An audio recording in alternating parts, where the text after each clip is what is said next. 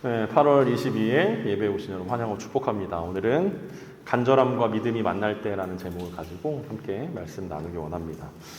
우리 지난주에는 군대 귀신을 내쫓으신 예수님을 받아들이지 못했던 거라사 지방의 사람들, 그리고 귀신 들렸던 사람을 통해서 복음은 선택의 기준을 바꿔준다라는 이야기들을 함께 나눠봤습니다.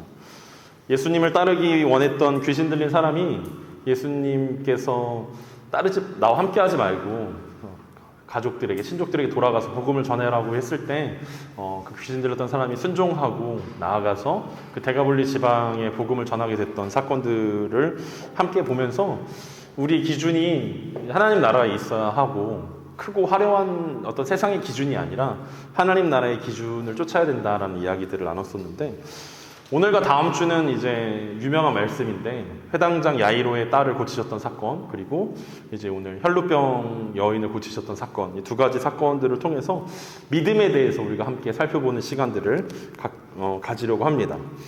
오늘 본문 21절에 보니까 예수께서 배를 타시고 다시 맞은편으로 건너가시니 큰 무리가 그에게로 모이거늘 이에 바닷가에 계시더니, 마가는 오늘 이야기의 배경을 이렇게 설명해 주고 있습니다. 마치 드라마가 이렇게 쭉 이어진다라고 생각하면 이제 배경이 바뀌고 있습니다. 거라사 지방에서 한때를 보내셨던 예수님이 다시 배를 타고 이제 원래 계셨던 가버나움 지방으로 넘어오시면서 오늘의 이야기가 시작되어지는 것입니다. 그러니까 갈릴리 동편에 계셨었는데 갈릴리 서편으로 넘어오신 것입니다. 그리고 그곳에는 이미 예수님의 소문이 더욱 퍼지게 되어서 큰 무리가 바닷가로 몰려들었다라고 말씀하고 있습니다. 사장에서 이어지는 예수님의 기적에 대한 이야기가 계속 이어지고 있는데, 사장에서는 바람과 파도를 잔잔하게 하셨고 거라사 지방에서는 귀신을 내어 쫓으셨습니다. 이것이 지금 오늘날 우리가 보기 되게 놀라운 일이지만 사실 당사자가 아닌 이상 놀랍다, 이 정도로 끝나는 이야기들이라는 거죠. 그러니까 바다에 나가지 않는 사람들이 이 바람과 파도가 잔잔하게 됐다는 이야기들은 그럴 수도 있지라는 생각들이 들 것입니다. 자신이 귀신에 들렸거나 혹은 들려본 적이 있거나 혹은 자기 가족 등에 그런 귀신이 들렸던 사람들을 본 적이 없는 사람들은 이것 또한 크게 와닿지 않는 기적이라는 거죠. 그냥 평생 동안 우리처럼 귀신 들린 사람 한 번도 본 적이 없는 사람에게는 놀랍다, 이 정도 반응이지, 그게 자기의 인생 가운데 어떤 큰 의미를 주거나 감정이입이 돼가지고 예수님 너무 감사하다 이런 생각들이 드는 기적들은 아니었다라는 거죠. 근데 오늘과 우리 다음 주에 보게 될 사건은 이제 모든 사람들에게 공통적으로 나타나는 기적입니다. 오늘 이제 혈루병을 앓는 여인을 고쳐줬던 사건은 질병에 대한 이야기고, 다음 주에 야이로의 딸을 고치시는, 심지어 죽었는데 다시 살리시는 장면은 죽음을 이기시는 장면들입니다. 그러니까 예수님의 기적이 저 멀리 자연, 그리고 조금 멀리 어떤 영적인 세계, 근데 이제 오늘 만나게 되고 다음 주에 만나게 되는 것은 우리가 현실 가운데서 실제 마주하게 되는 어떤 질병의 문제들과 죽음의 문제들에 대한 어떤 기적들이기 때문에 조금 더 우리 가운데 가깝게 느껴지고, 이것이 우리 가운데 훨씬 더 혹시 내가 혈루병 여인이 아닌가라는 생각들을 가져오게 한다라는 거죠. 그러니까 우리가 말씀을 읽을 때 이게 앞에서 얘기했던 것처럼 드라마 같다라고 이야기했는데, 이 드라마라는 것을 우리가 좋아하는 이유가 무엇입니까? 이 주인공의 마음에 우리가 감정이입이 되어서 그 드라마를 보기 때문 아닙니까? 그러니까 내가 주인공은 아닌데 보다 보면 맞아, 나도 그런 적이 있었지 라는 어떤 공감, 그리고 나에게도 이런 일이 있을 수 있겠다라는 어떤 그런 생각들 때문에 우리가 좀 더 집중하게 된다라고 생각하면 오늘 말씀도 마찬가지라는 거죠. 인생에 있어서 질병의 문제를 피할 수 있는 사람은 아무도 없습니다. 그리고 죽음의 문제는 인간이 도저히 풀 수 없는 문제 중에 하나입니다. 그렇기 때문에 오늘 말씀과 다음 주의 말씀들을 통해서 우리는 조금 더 우리의 마음을 이때 2000년 전에 예수님, 그리고 그 예수님을 만났던 사람들의 마음 가운데 가까이 갈 수 있는 이야기들이라 볼 수 있을 것입니다. 오늘 본문 22절과 24절에서는 이렇게 이야기합니다. 회당장 중에 하나인 야이로라 하는 이가 와서 예수를 보고 발 아래 엎드려 간곡히 구하여 이르되 내 어린 딸이 죽게 되었사오니 오셔서 그 위에 손을 얹으사 그로 구원을 받아 살게 하소서 하거늘 이에 그와 함께 가실새 큰 무리가 따라가며 에워싸 밀더라. 먼저 오늘 이야기에 회당장 야이로가 등장합니다. 회당장은 마을에서 존경받는 사람이었습니다. 회당을 관리하는 사람이었고, 예배의 순서자를 섭외하고 예배를 인도하는 역할을 했던 것이 회당장입니다. 장로들 중에서 뽑았기 때문에 어떤 사회적으로 좀 성공한 사람이 할 수 있고 어떤 외부적으로 존경받는 사람만 할 수 있는 것이 회당장이었습니다. 한 사람만 있었던 것이 아니었기 때문에 회당장 중에 한 사람이라고, 회당장 중 하나인 야이로라고 설명하고 있습니다. 사회적으로나 경제적으로나 굉장히 잘 나가는 사람이었다라는 것을 알 수 있고, 무엇보다 회당장은 바리새인이었을 확률이 높습니다. 그렇기 때문에 오늘 예수님의 사역과 굉장히 대척점에 서 있는 사람이었다라는 것을 우리는 쉽게 알 수 있습니다. 예수님이 어떤 사역을 할 때마다 말씀을 전하시고 고치시고 어떤 기적을 일으킬 때마다 사사건건 반대했던 무리들이 바리새인인데, 그 바리새인 중에 한 명인 회당장 야이로가 오늘 예수님께 찾아왔다라는 것, 그리고 예수님을 보자마자 발 아래 엎드렸다라는 것입니다. 예수님께 경배를 드린 것입니다. 그리고 그가 그렇게 했던 이유는 자신의 대적이었지만 자신의 딸이 죽게 되었기 때문에 자신의 집에 와서 손을 얹으셔서 구원을 얻게 해달라는 것이 그 회당장 야이로의 요청이었습니다. 요한복음 3장에는 같은 바리새인 니고데모가 등장하는데, 그 니고데모는 자신의 지위와 명성 때문에 한밤중에 예수님께 찾아옵니다. 그것과는 달리 오늘 회당장 야이로는 굉장히 급한, 그리고 예수님이 아니고선 풀 수 없는 문제들 때문에 대낮에 수많은 사람들 앞에서 무릎을 꿇고 예수님을 자신의 삶과 자신의 문제로 초청하고 있는 모습들을 보게 됩니다. 그리고 예수님은 그의 초청에 응답하셨고 그를 따라서 이제 그의 집으로 이동하십니다. 이 이야기는 이제 다음 주에 다시 이어지는 내용입니다. 오늘 신기하게 마가는 또 다시 한번 샌드위치 구조를 통해서 믿음에 대해서 강조하고 있습니다. 그러니까 야이로의 집에 가면서 일어났던 이야기를 한 개 더 이야기해 줌으로써 두 가지 이야기를 우리 가운데 동시에 보여주려고 합니다. 시간이 있었다면 이제 하루에 다 보면 좋겠지만 다음 주에 쪼개서 보면서 정리하도록 하겠습니다. 25절과 26절에서 또 다른 사람을 이렇게 소개합니다. 12해를 혈루증으로 앓아온 한 여자가 있어 많은 의사에게 많은 괴로움을 받았고 가진 것도 다 허비하였으되 아무 효험이 없고 도리어 더 중하였던 차에, 예수님이 회당장 야이로와 함께 그의 집으로 이동하는 중에 새로운 등장인물이 나타납니다. 이번에는 그녀입니다. 바로 직전에 야이로라는 그였는데 그녀입니다. 그녀는 회당장과 정반대 상황에 있는 사람입니다. 회당장은 잘 나가는 유대인 남자. 오늘 이 12해를 혈루증으로 앓았던 여인은 쫄딱 망한 여인. 그래서 그녀는 12년 동안 혈루증으로 고통당하는 삶을 살고 있었다라고 이렇게 소개합니다. 그리고 이게 얼마나 고통스러운 병이었는지는 우리는 알 수 없지만 오늘 질병의 이름을 뭐라고 이야기합니까? 12해를 혈루증으로 앓아온 한 여자라고 소개합니다. 그러니까 병의 이름이 없어요. 증상만 소개하고 있습니다. 증상이 뭡니까? 그냥 피가 흐르는 병이다라고 이야기하고 있습니다. 그러니까 그때 당시에 흔하지 않은 불치병에 걸렸다라는 것을 우리는 알 수 있습니다. 그리고 피가 흐르는 병이었기 때문에 우리가 어렸을 때도 이렇게 울고 안 울고의 가장 그 중요성은 피가 나냐 안 나냐 있지 않습니까? 넘어졌는데 아무리 아프더라도 피가 안 나면 괜찮은 거고, 넘어졌는데 피가 나면 울고 엄마를 찾고 뭐 이런 건데, 생명의 근원이 피에 있다라고 생각했던 유대인들에게 있어서 피가 흐른다라는 이 병은 무슨 병인지도 모르고 불치병이었고, 그리고 매일매일 피가 흐르는 병이었기 때문에 이 여인은 뭐 얼마나 아팠는지에 대해서 설명이 없지만 매일매일 그 삶과 죽음을 생각하게 만드는 고통스러운 질병이었다라는 거예요. 피가 계속 흐른다는 것은 삶의 생명이 빠져나간다는 거고, 늘 힘이 없었을 것이고, 얼굴은 백지자처럼 하였을 것이고, 맨날 쓰러지고 뭐 어떤 이런 질병이었을 것이다라고 우리는 추측할 수 있습니다. 육체적인 어려움들은 뭐 그렇다 치더라도 우리가 유대인의 율법에 따라 이 여인은 가족에게 버림받았고 종교적으로도 부정한 여인이라고 선포되었기 때문에 예배조차 참여할 수 없는 상황이었다는 것을 알 수 있습니다. 그리고 이것에 대한 설교들은 우리가 너무 많이 들어서 굉장히 우리 가운데 익숙한, 마치 굉장히 유명했던 드라마를 재방송 보고 또 봤던 어떤 그런 느낌적으로 우리 가운데 찾아올 수 있습니다.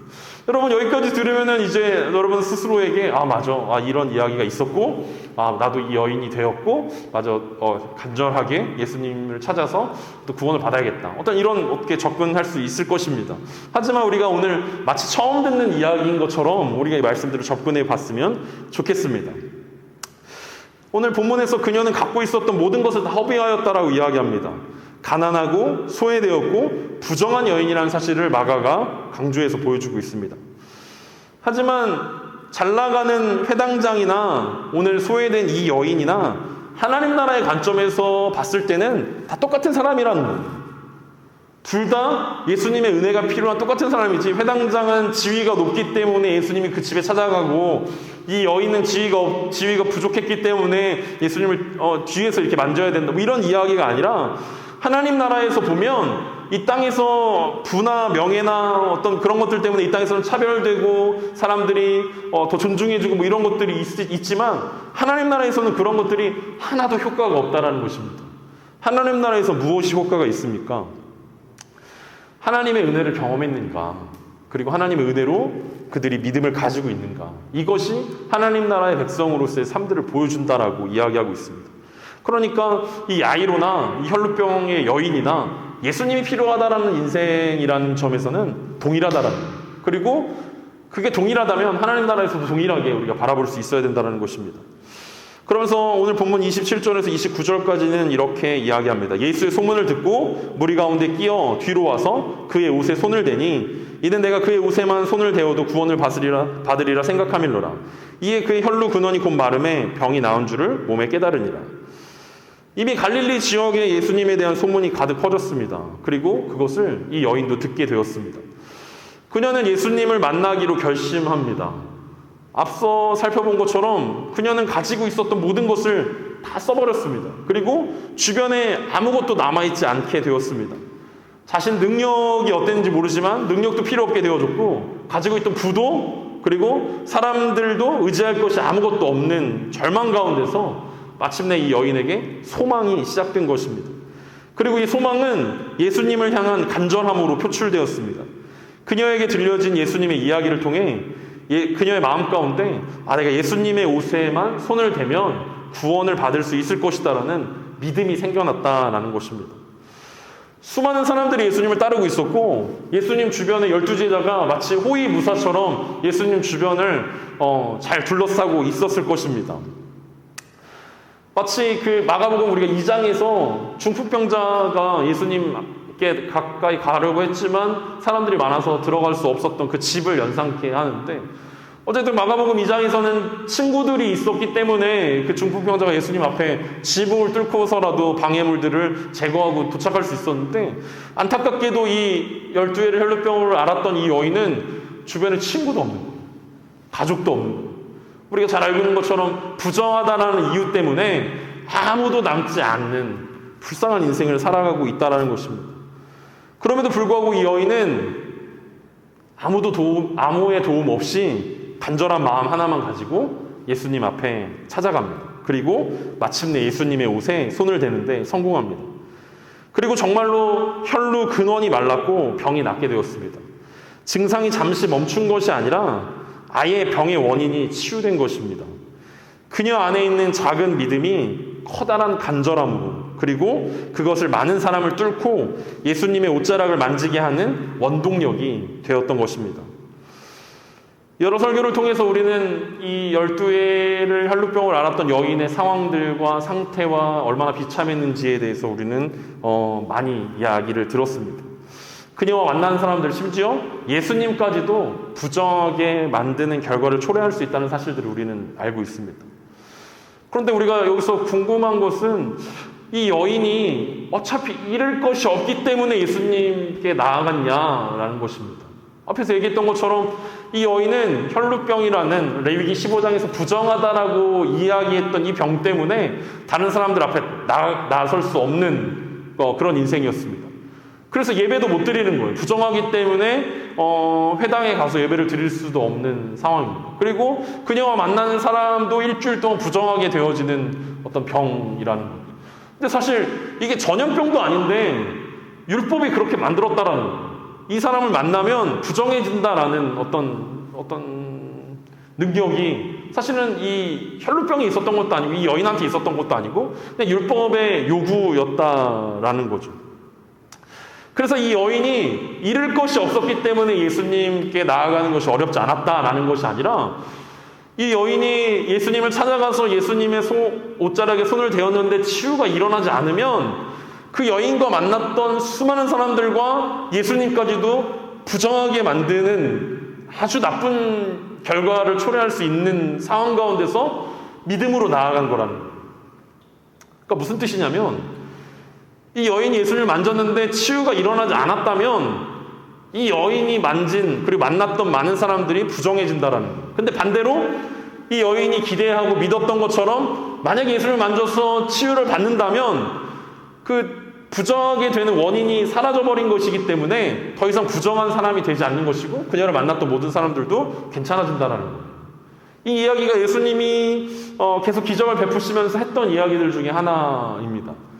예수님을 만나고 예수님을 통해서 예수님의 능력을 경험한 사람들은 부정한 사람들이 아니라 거룩한 사람들이 되는 것이고 은혜를 경험하는 것이고 하나님의 능력으로 옳다 인정함을 받는 사람들이 된다라는 것입니다. 그래서 이 여인에게는 그럼에도 불구하고 자신을 만났던 모든 사람들이 부정해질지도 모른다라는 그런 어려움 가운데서도 그 율법을 뛰어넘는 믿음이 이 여인에게 있었기 때문에 치유가 일어날 수 있었다라는 것들을 우리는 살펴볼 수 있습니다. 오늘 본문이 우리 가운데 이 이야기를 하고 있는 것은 아니지만 유추해 볼 수 있는 것은 이때 당시에 율법이라는 것이 많은 사람들을 힘들게 했다라는 거예요. 그리고 오늘날에도 마찬가지로 율법이 굉장히 우리를 소극적으로 만든다라는 거죠. 지켜야 된다라는 것 때문에. 그러니까 율법은 지키는 데는 굉장히 탁월합니다. 어떤 교회의 본질, 어떤 복음 이런 것을 지키는 것은 탁월하지만 문제는 지키는 것으로 끝난다라는 거예요. 회복이 일어나야 되고 은혜가 나타나야 되고 영혼이 살아나야 되는데 그냥 교회 안에서 이걸 지켰냐 안 지켰냐라는 율법주의에 빠져들게 되면서 결국은 교회가 보호되는 듯하게 보여지지만 생명력을 잃어가는데 어떤 율법이 일조하고 있다는 거예요. 그러니까 소극적인 신앙이라는 거죠. 우리는 지금까지 그 소극적인 신앙을 굉장히 적극적으로 지켜왔어요. 그래서 교회에 오면은 당장 우리는 뭘 해야 되고 뭘 하지 말아야 되는지 어떤 규칙들을 알려주고 율법들을 가르쳐준다는 거죠. 이것을 해야 됩니다. 이것을 하지 말아야 됩니다. 그런데 그것은 굉장히 소극적인 신앙이고 우리는 보다 적극적인 신앙인이 되어야 된다는 거죠. 그러니까 신앙이 어렸을 때는 술자리 가시면 안 됩니다. 이렇게 얘기하는데 그러다 보니까 결국엔 교회와 세상이 담을 쌓게 된다는 거예요. 더 이상 교회 다니지 않는 사람들을 만날 수 있는 기회들이 사라진다는 거예요. 그러니까 믿음이 어느 정도 자란 사람들은 이제 가서 만나고 그들을 회복시키고 오늘 마치 12의 혈루병 앓았던 여인이 예수님을 터치하고 나았던 것처럼 하나님의 자녀들이 세상 가운데서 영향력을 발휘하고 터치해서 그들을 변화시켜야 되는데 그들에게 물들까봐 두려워서 벽을 만들고 지키는데 급급하다라는 거죠. 그것은 생명의 역사가 아닙니다. 그리고 하나님 나라의 모습들도 아닙니다. 그렇게 지키려고 하다가는 결국은 생명력을 잃어버리고 망하게 된다는 것이 어쩌면 오늘 이야기의 메인 아이디어는 아닐지 모르지만 몇 가지를 우리가 생각해 볼 수 있는 이야기 중에 하나일 것입니다. 그러면서 오늘 이야기는 30절과 31절에 이렇게 이어집니다. 예수께서 그 능력이 자기에게서 나간 줄 알고 스스로 아시고 무리 가운데 돌이켜 말씀하시되 누가 내 옷에 손을 대었느냐 하시니 제자들이 여짜오되 무리가 에워싸 미는 것을 보시며 누가 내게 손을 대었느냐 물으시나이까 하되 이 기적의 이야기가 29절에서 끝났어도 그냥 그런가 보다 예수님께 손에 손을 대었더니 이 여인이 나았구나 하고 끝나도 우리가 크게 이상하지 않는 이야기들입니다. 하지만 예수님은 그렇게 또 하나의 치유와 기적의 이야기로 끝나는 것을 원하지 않으셨습니다. 예수님은 이 여인을 만나고 싶어 했고 대화하고 싶어 하셨습니다. 예수님은 이 여인이 회복되었다라는 것을 잘 알고 계셨습니다. 그리고 이 여인을 만나기 원하십니다. 많은 무리들이 따르고 있었지만 예수님은 멈추셨고 뒤를 돌아보시면서 누가 내 옷에 손을 대었느냐라고 질문하고 계십니다. 또 여기서 제자들의 또 바보 같은 이야기가 시작됩니다. 예수님, 우리가 예수님 경호 잘 못했다고 지금 뭐라 하시는 겁니까? 누가 좀 밀 수도 있고 좀 칠 수도 있고 우리가 어떻게 완벽하게 막습니까? 그래도 우리가 12명이서 꽤 괜찮게 동서남북을 막고 꽤 괜찮게 잘 방어하고 있지 않습니까? 그래서 지금 수천 명이 여기 모여 있는데 그거 어떻게 예수님 한 명도 빠짐없이 우리가 막을 수 있습니까? 손 막 이렇게 나오는 거 보십시오. 막 많은 사람들 막 손도 집어넣고 막 이러는데 우리가 그걸 최대한 막고 있습니다. 예수님. 도대체 여기서 누굴 찾고 있습니까? 라고 제자들은 바보 같은 질문들을 던집니다. 왜냐하면 우리는 이 이야기를 알고 있기 때문에 예수님이 치유받은 이 여인을 찾고자 한다는 걸 알고 수 있지만 이 당시에 여기 모여있던 사람들과 제자들은 도대체 왜 예수님이 이런 일들을 하시는가라고 생각해 보게 된다는 것입니다. 그래서 예수님 그냥 좀 지나가면 안 되겠습니까? 라고 이야기하셨는데 앞선 군대의 귀신에게 네 이름이 뭐냐? 라고 물어보셨던 예수님께서 오늘 굳이 이 여인을 찾고자 하셨던 것은 이 여인의 이름을 몰라서도 아니고 이 여인이 치유받았는지 안 받았는지 확인하고 싶어서도 아니라는 것입니다. 마치 예수님이 4장에서 비유를 말씀하신 다음에 제자들에게 그 비유를 해석해 주셨던 것처럼 이 치유에 어떤 의미가 있었는지 그리고 이 치유가 이 여인에게 그리고 여기 모여든 사람들에게 어떤 의미로 해석되어야 되는지를 예수님께서 설명해 주고 싶으셨다는 거예요. 그러니까 몰라서가 아니라는 거예요. 그러니까 예수님은 이 여인을 만나서 이 대화하는 것들을 통해서 사람들에게 진짜 중요한 게 무엇인지 말씀해 주고 싶으셨다라는 것들을 우리는 이해할 수 있습니다. 그러면서 32절부터 34절에 이렇게 말씀이 이어집니다. 이 32절부터 34절까지가 오늘 이야기에서 가장 중요한 부분이고 예수님께서 진짜 하고 싶으셨던 이야기라는 거예요. 예수께서 이 일을 행한 여자를 보려고 둘러보시니 여자가 자기에게 이루어진 일을 알고 두려워하며 떨며 와서 그 앞에 엎드려 모든 사실을 여쭈니 예수께서 이르시되 딸아 내 믿음이 너를 구원하였으니 평안히 가라 내 병에서 놓여 건강할지어다. 예수님은 무리들을 찬찬히 둘러보셨습니다. 그리고 그 여인과 눈이 마주치셨습니다. 풍랑 속에서 제자들이 그러했던 것처럼 귀신 들린 사람이 고쳐진 것을 보고 마을 사람들이 그러했던 것처럼 여인은 두려워하면서 떨기 시작했습니다. 구약 성경에서 하나님의 임재를 경험한 사람들의 반응이 바로 두려워하며 떠는 것이었습니다. 모세가 그랬고 예레미야가 그랬고 이사야가 그랬고 구약 성경 속에 나타난 모든 사람들이 하나님의 임재 가운데 나타난 반응은 하나님을 두려워하며 경외하는 그 모습이었습니다. 그리고 예수님 당시의 사람들도 예수님을 통해서 하나님의 임재가 나타나면 그러니까 기적의 상징들 하나님의 임재의 상징으로 기적들이 나타나면 그들이 할 수 있는 것은 두려워 떠는 것이었다라는 것들을 우리는 이해할 수 있습니다. 그리고 예수님 앞에 이 여인이 엎드려서 자초지종을 설명합니다. 사실 예수님은 이 설명을 들을 필요가 없습니다. 예수님은 알고 있었고 예수님은 그것으로 모든 것이 다 이해되는 상황들이었지만 사람들에게 고백되어지길 원하셨다라는 거예요. 그리고 그 고백 이후에 예수님은 그녀를 향해 따라라고 이야기합니다. 사실 오늘 이야기의 시작이 누구로 시작했습니까? 야이로로 시작했습니다. 그리고 야이로는 공교롭게도 12살 된 딸을 가지고 있는 사람이었습니다. 그리고 이 여인은 12년 동안 혈루병을 앓고 있는 사람이었습니다. 야이로를 보면서 물론 그 야이로의 딸이 아프고 죽을 상황에 있었지만 이 혈루병에 걸린 여인의 마음이 어떠했겠습니까? 이 딸이 죽어가는 것을 보면서 모든 것을 버려두고 예수님께 나왔던 야이로라는 아버지. 왜 혈루병 걸린 여인은 그 아버지가 없는 것입니까? 도대체 이 아버지 어디 간 거예요? 가족들은 다 어디 간 거예요? 왜 자기를 위해서 그 누구도 예수님께 대신 나아가서 여기 아픈 여인이 있습니다. 예수님의 만지심이 필요한 여인이 있습니다. 라고 이야기해 줄 수 있는 그 사람이 아무도 없었다라는 거예요. 그런 상황 가운데서 예수님은 따라라고 이야기하시는 것입니다. 육신의 아버지는 어디 있는지 알 수 없지만 오늘 예수님께서 너의 믿음으로 넌 내 딸이 된 거야. 넌 내 딸이야 라고 야이로에 대해서 부러워하지 마. 너 어디 육신의 아버지는 네가 어디 있는지 알 수 없지만 영적인 아버지 하나님 아버지께서 너를 회복시키셨다라는 것들을 이야기하고 있습니다. 자기 주변에 아무도 없다라고 생각했는데 결국 하나님 아버지가 있다는 사실을 오늘 예수님께서 다시 한번 말씀해 주는 것입니다. 오늘 본문을 통해서 우리는 이 여인이 예수님의 옷자락에 손을 대어서 병이 나은 것이라고 생각합니다.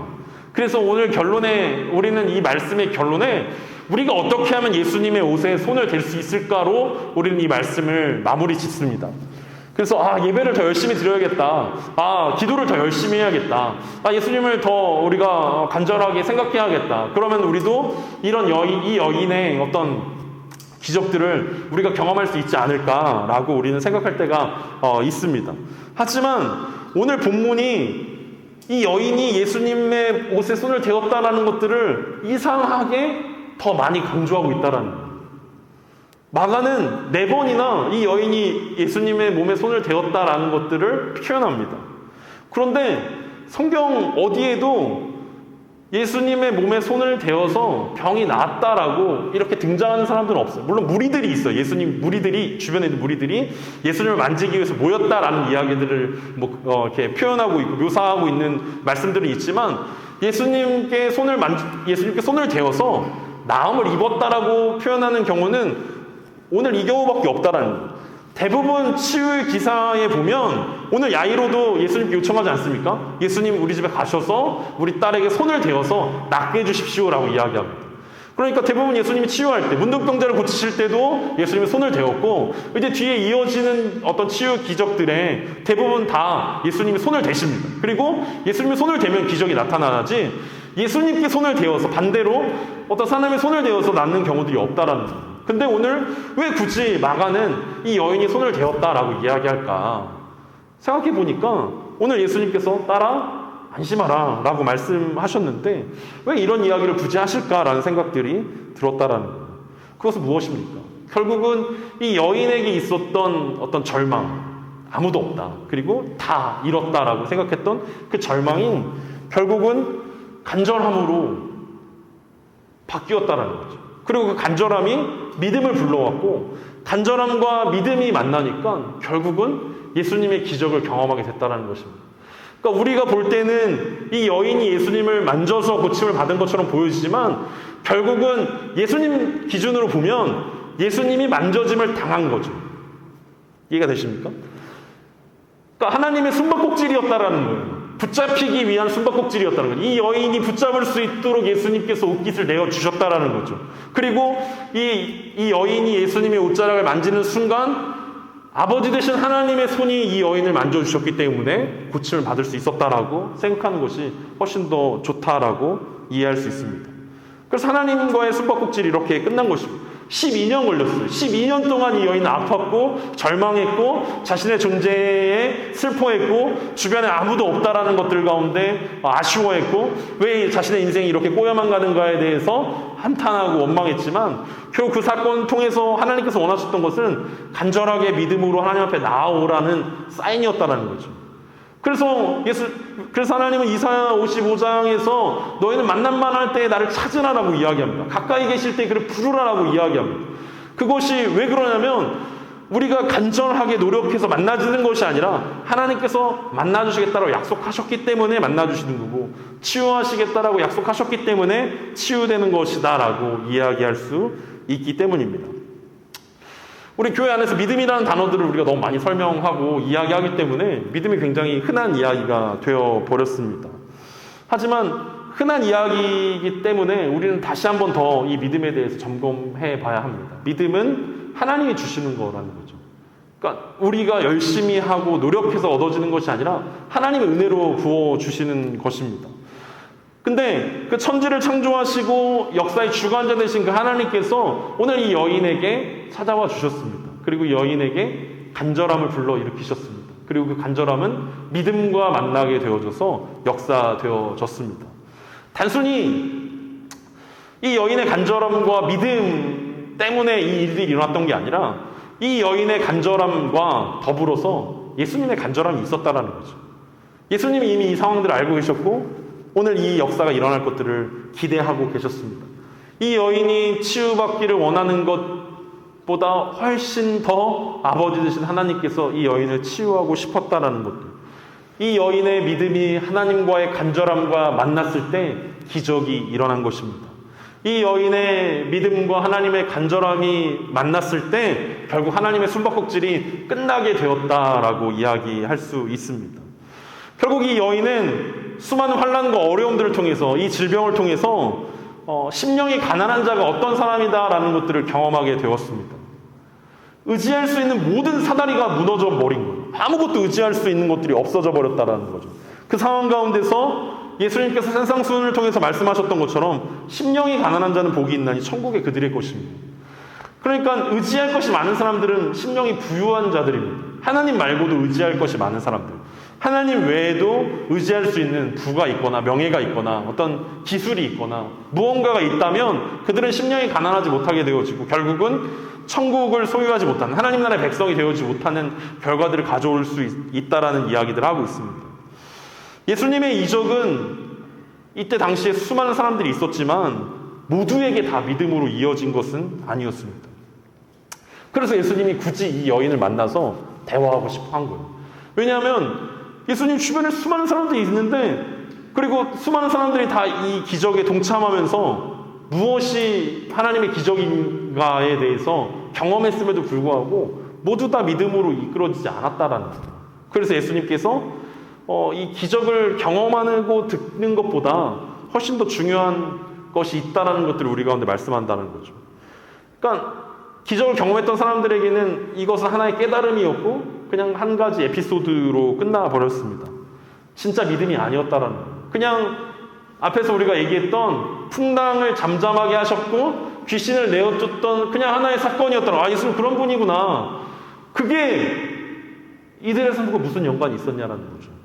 어쩌면 오늘 본문에 등장했던 야이로나 12의 혈루병을 앓았던 여인도 마찬가지였다는, 그냥 그런가 보다, 예수님 그런 능력이 있구나, 저 멀리 계신 분이구나 라고 생각했는데, 그게 실제 믿음이 되려면 그 전능하신 하나님께서 우리 삶의 현장 가운데 찾아오셔야 된다라는 거예요. 그리고 임재하셔야 된다라는 거예요. 그래야 진짜 믿음이 시작된다라는 거예요.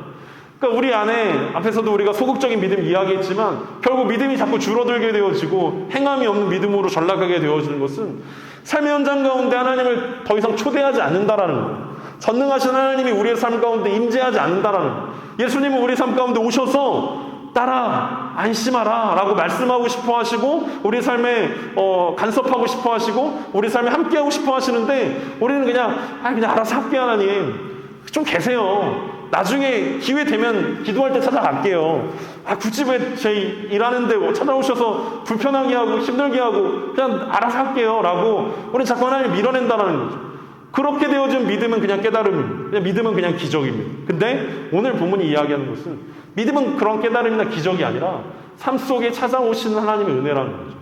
삶의 현장 가운데 함께하고 싶어하는, 그래서 예수님을 우리의 삶의 현장으로 초대하는 것이 믿음이라고 우리 가운데 이야기하고 있습니다.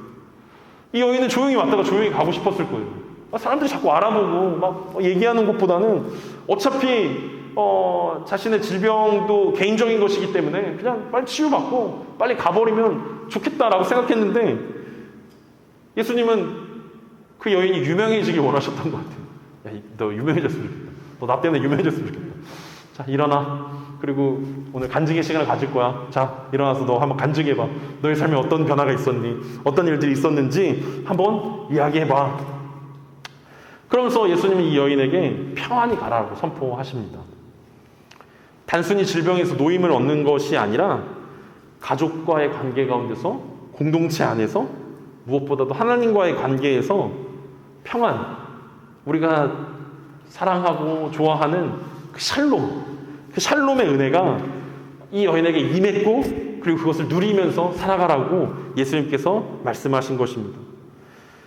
많은 사람들이 다양한 인생을 살아갑니다. 그리고 하나님께서 이 여인에게 말씀하신 샬롬의 은혜는 누구에게나 필요한 은혜입니다. 오늘 우리 가운데 필요한 이 샬롬의 은혜는 무엇입니까? 오늘도 예수님께서 우리 삶 가운데, 예배 가운데 찾아오셔서 딸아, 아들아, 안심해라, 그리고 평안히 가라 라고 말씀하신 그 온전한 회복, 우리 가운데 어떤 것이 필요합니까? 어쩌면 우리는 이 12회를 혈루병을 앓았던 여인만큼 간절함이 우리 가운데는 없을 것입니다.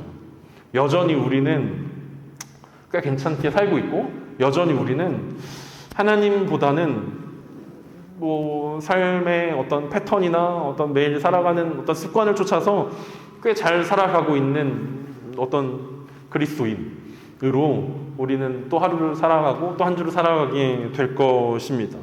하지만 오늘 이 여인이 우리 가운데 다시 한번 질문하고 있는 이 주인공의 자리로 우리를 초대하면서 야이로나 혈루병을 앓았던 여인이나 예수님이 아니면 안 된다라는 이 고백을 예수님이 듣고 싶어 한다라고 이야기하고 있습니다. 그리고 예수님은 오늘 우리에게 잡혀주기를 원하고 있다라는 거예요. 예수님, 제가 언제 기회 되면 회복되겠습니다. 언제 시간 되면 제가 좀 영적으로 진지한 이야기들을 좀 생각해보고 기회가 되면 제가 한번 기도 진하게 하면서 금식이라도 하면서 찾아갈 때까지 조금만 기다려 주십시오라고 이야기하면서 우리가 시간들이 지나가는데 예수님은 오늘도 우리 가운데 우리의 간절함과 믿음을 통해서 붙잡혀 주기를 원하신다라는 거예요. 그래서 우리 삶의 현장 가운데 초대받기를 원하신다라는 것입니다. 저 멀리 계신 하나님, 그리고 나중에 천국 가서 뵙고 싶은 그런 분이 아니라 오늘 우리의 삶의 현장 가운데 예수님이 찾아오시길 원하시고 그 샬롬의 은혜가 그냥 비단 우리 영적인 문제들 뿐만 아니라 우리의 삶의 어떤 육체적인 그리고 또 정서적인 그리고 공동체적인 또 가정적인 뭐 경제적인 모든 문제들 가운데서 예수님 우리 가운데 함께하길 원하신다라는 것. 그리고 그 함께하는 예수님을 만나는 방법은 우리의 간절함과 믿음이 만날 때라는 것. 그리고 우리의 간절함과 믿음 넘어 하나님의 간절함과 하나님의 믿음이 있다라는 사실들을 기억하면서 오늘도 또 이번 한 주도 우리가 가난한 마음을 가지고 주님을 의지하는 저 여러분 되시길 간절히 소망합니다.